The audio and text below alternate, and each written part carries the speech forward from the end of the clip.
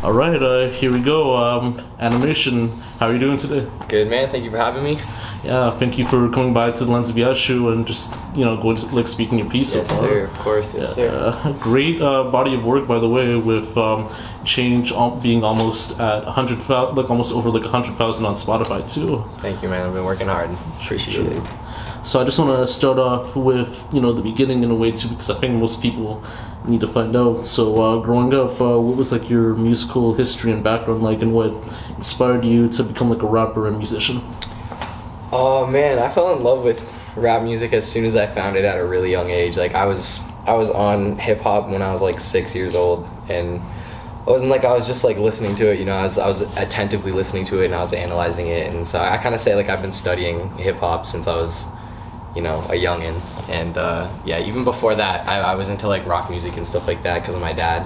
He liked that kind of stuff, and my mom was a really dope singer, so I guess that kind of stuff plays into it, but it was just a natural passion for me, honestly. As soon as I found it, but something about the lyrics with the hip hop, that's what hit it for me. So yeah. Which means, so I guess with early influences and such, it would be more on the 2000s type hip hop, with Eminem, Snoop Dogg. Even earlier, man. Honestly, 90s. Yeah, definitely Eminem though. Eminem was my big.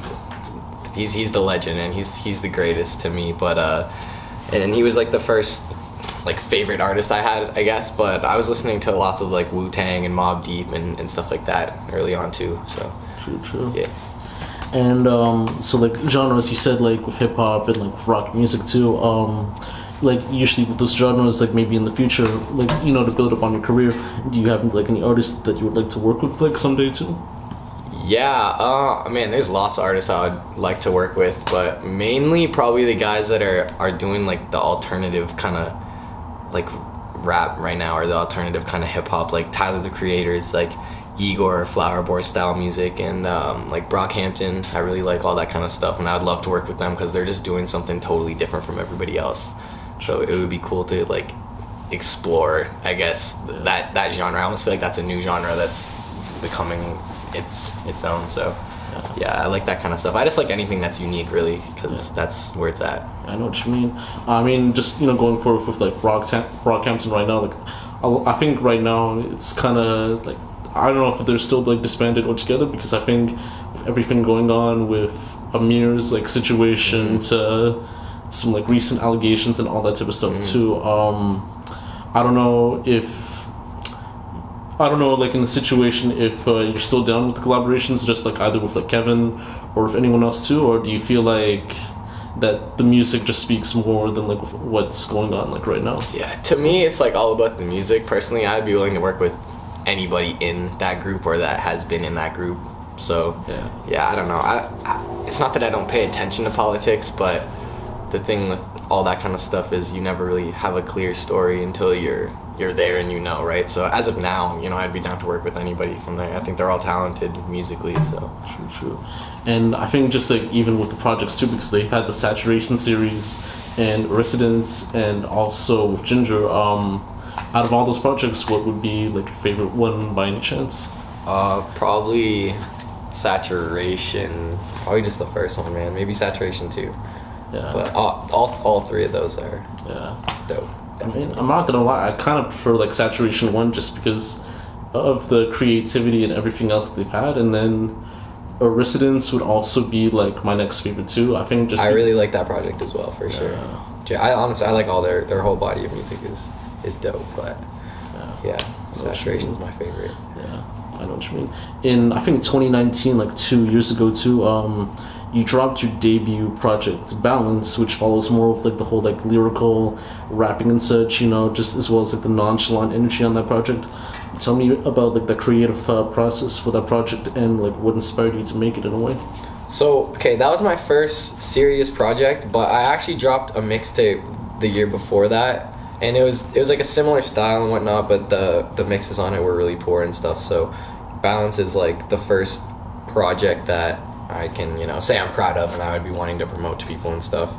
But yeah, with the relaxed sound and the lyricism and stuff, it really came from, definitely Mac was a huge influence for that, and just like all those like the old school style and like the boom bap and stuff. And honestly, I was really I was an old head like in high school, and I was just one of those people that was all about just old school music only. Like, you know, I didn't like any of the new stuff because it wasn't like focused on the lyrics. So it was like I just felt like it wasn't. Yeah, it felt like to me like people weren't really trying, but I just didn't understand like the new style of music and whatnot yet. And so once I came to kind of understand that, and I started experimenting with more like melodic sounds and like trap sounds and stuff like that, I still wanted to kind of cap off the era of my music, or the starting point of my music, where I was very like focused on old school music and, you know, the lyrics and stuff like that. So that's where Balance came from, because I just wanted to make like a good project that was focused on the lyrics, and it was like kind of an old school style to just have that out and have that for people to hear from me, to know that, you know, I have that technical skill going forward. And, you know, that made me more comfortable with going forward to like experiment with more sounds and stuff. I know what you mean. Because I had that out for people to hear. Yeah, I know what you mean. Yeah. I think like just like in that discussion too, because I know like with that narrative of certain artists like dropping projects like that, like in the very beginning, most people would maybe label them as like, you know, cringy or just like overrated, that type of stuff too, or they would say it's a gimmick. Do you feel like you would overshadow that in a way too, and you feel like that's something that you don't want to be like labeled as, or like just like, even with the sense of creativity with your new music versus your old music, do you feel like you tend to like overshadow that? You think sorry, you're asking like if I overshadow the look of the just old school, like boring kind of music with my newer music, you're saying? Or I mean, like just like with... Or do you think having that out like helps me... Like, I think like when you, like, let's say you want to do something that's like outside of the box too, do you want like listeners to like view and listen that, hey, you know, I have more creative like styles than just like that whole like old school like hip hop type styles? Yeah, definitely. Yeah, honestly, I want to explore now with like lots of different types of music. Like even outside of hip hop, I'd love to explore, you know, like rock styles of music and alternative sounds, stuff like that. Like Dominic Fike, I think I don't know if he's a member of Brockhampton or if he's, I don't know, he definitely works with Kevin and stuff, so he's another artist that I definitely really like. So again, like, yeah, all that alternative stuff I'd love to get with now, and that's something that making music has opened my eyes to, because like I said, I used to just be all about, you know, lyrics, old school music, and like that was it. But then I kind of realized like, yo, like boom bap music is not necessarily gonna let you make it these days, or let you I don't know, you got to expand your audience, right? You want to have everyone listening to you, so. Yeah, no doubt. And, you know, I actually did like the Balance project too, as well as the new music as well. And you kind of notice like an evolving change too. And it's something that I really did enjoy like when seeing it, because some people, when they hear Balance, they're going to say like, he's just, you know, like another artist that makes the similar type of music. But when you hear like songs like Changes and like all the other songs too, like, hey, you know, he's consistent with what he's doing as well either way, and that's something that I really did notice and kind of like enjoy so far, you know. Yeah, no, that's sweet. I appreciate that, because that's actually something that I kind of pride myself in, is I feel like when you listen to my earlier bodies of music to now, it's not even necessarily that they've improved, but it's just like changed a lot, right? It's different sounds, and like I try to again explore different stuff. So yeah, no. That same year too, I think you were involved in being a part of the Yung Tory show in Newmarket, I think. Did you manage to perform at that show or take part in some way? And how did that like thing happen? And like, what was the experience like? You know, just So my team actually set up that whole show. It was like a fellow artist, like my boy though, his manager met Yung Tory's manager. So I don't know like if the viewers all know, but Yung Tory's from Toronto, I'm from Newmarket, and sort of like the pitch was, you know, we're over in the north end and you guys are in the city, and most of the Toronto artists will, you know, maybe go east, west, but they don't necessarily go out north. They don't really think to do that, but there are a lot of like towns and cities and kids in, you know, the high schools and that are listening to all these artists in Toronto because they're just in the GTA and they're just around there. So we kind of were like, yo, come out here and like let's play a show and let's see how it goes, because we think you have an audience out here. And so yeah, Yung Tory and them came out. There was a couple of like his, you know, friends and stuff opened as well. I opened, and yeah, it was sweet. We sold it out, so it was successful, and yeah, it was a good show. It was one of the biggest shows I played, and it's cool to be able to say that, like, you know, I was able to open for an artist who's kind of out here doing his thing from the city. I think he's like out in LA now and stuff, so that's sweet. Will you like ever manage to like work with like Yung Tory in the future, or like any like one of his affiliates, like, you know, with Kevin Rowley being like a multi like talented producer like now in Toronto and everyone else, would you manage to work with like either one too? Yeah, shout out Rolly, yo. Actually, so the Change video, shot by Marcus Letts, and shout out Marcus, my guy. The whole reason I found Marcus and was able to shoot with Marcus was because of Yung Tory, because he shot a whole bunch of videos for Tory, and they were like boys growing up and stuff, I think, or maybe not Marcus and Tory, but I do know Marcus and Kevin Rowley are close. So yeah, that was kind of cool, because that definitely came from them. And I would definitely work with, you know, Kevin Rowley's a dope producer for sure. Like, I would be down to work with them. And one of my artists that I work with, one of my boys, Sway, also has a track out with Yung Tory now that came out this year. So that came from there too. So we have had, like, you know, one of our artists work with Tory now this year too. So True. OG by Sway, stream that. I feel you. And, you know, recently, I think this was last year, I think, or this year. I think last year, Change, like, not knowing that it was gonna be like so high, it reached over almost 100,000 streams on Spotify and over 10K on YouTube.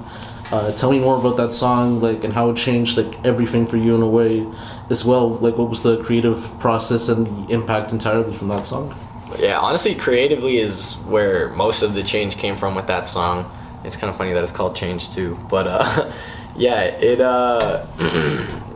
like in the studio creatively, it just came from my engineer, my producer Kai, who I'm actually coming out with a project with. I think we'll talk about that. But yeah, I work with him really closely, and we've worked together pretty much from the start.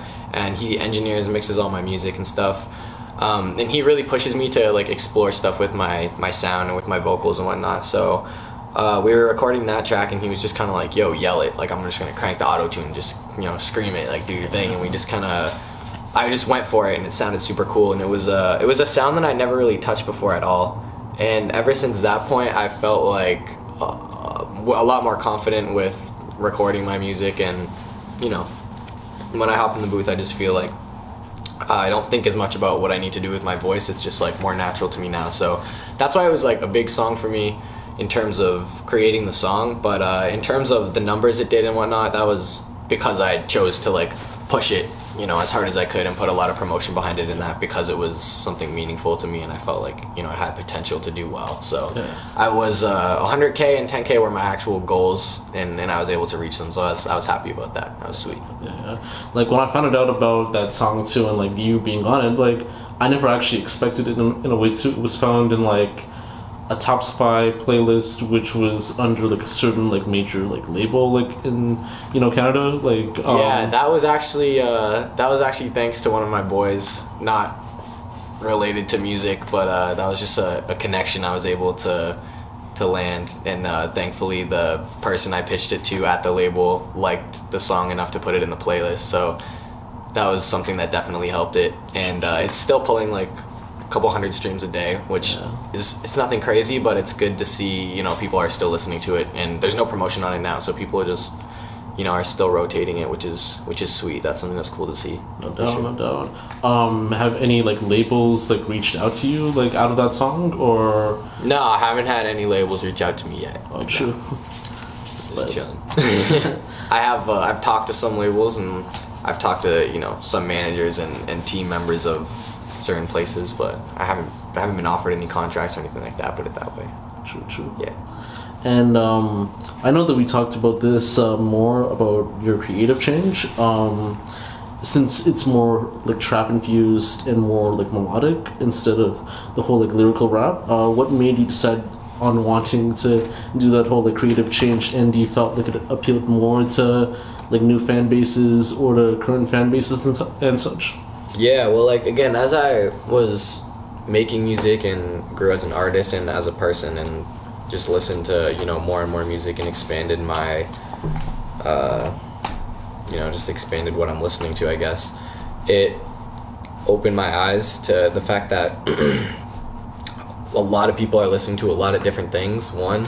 Two, again, like, the boom bap old school stuff isn't necessarily what's popping nowadays and what the young people are listening to and liking, and the kids in high school and that, you know, that's the new trap stuff, the melodic stuff, that's what they're getting down to. So that's really where you want to focus your, you know, target, I think anyways. That's where your target audience should be, is like the people that are younger, because they're going to be listening to you the most.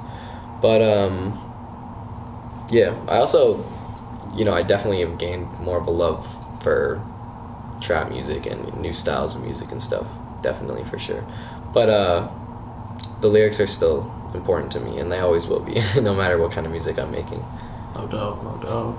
And recently, I think for New Year's, you dropped Blood Vessel, and like the music video for it was like interesting too. Like you see like a lot of like animations, like a lot of different styles too.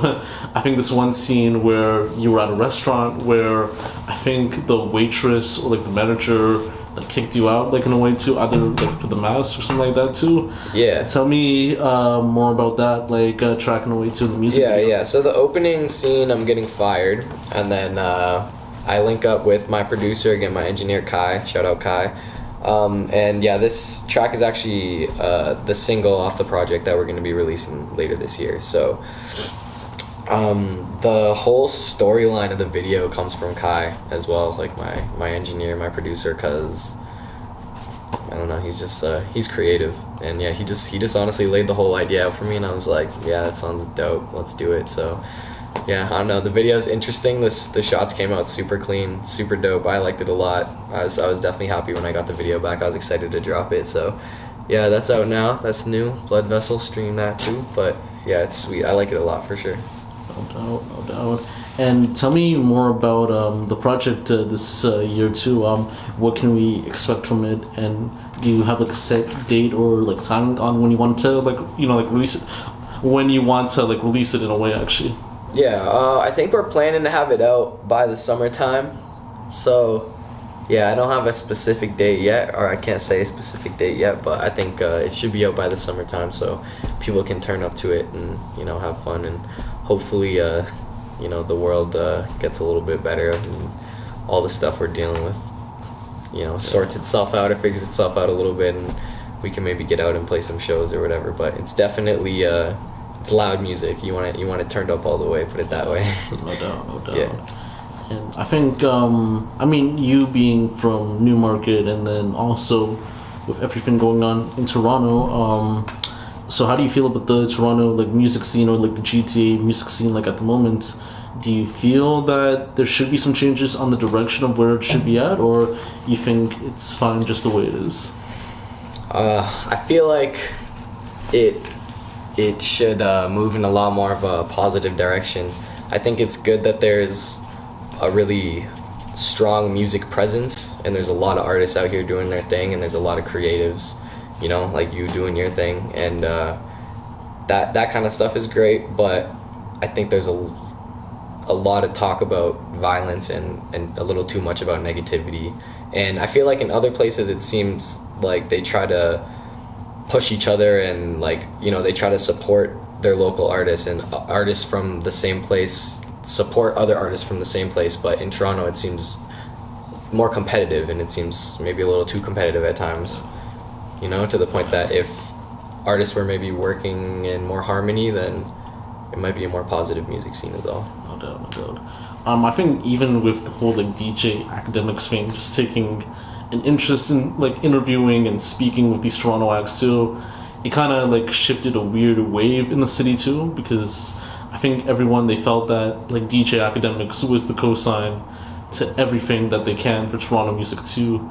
So I don't know if you've like I've seen a little bit of that recently, not too much of it though. I don't follow Akademiks too closely, to be honest. Yeah. But I have seen some of that recently, and I also saw Pressa was on No Jumper, right? I think. Yeah. So I seen some of that for sure recently. Sure. So did you feel like that whole like DJ Akademiks thing, like speaking with these Toronto artists, was something that might have seemed like positive, even though they've talked a lot of negative stuff, or do you feel that it was like the complete opposite on what like establishing the brand for Toronto artists like would be in a way? I think honestly I can't speak too much on that topic because I didn't keep up with it too much, so I don't know what was said exactly. I think it's good that Akademiks is giving Toronto artists exposure, and obviously he's talking to the artists that are the most popular right now in Toronto, right, in the city. So there's a reason for that, right? Yeah. And so I guess it's a good thing that Toronto is gaining exposure in general.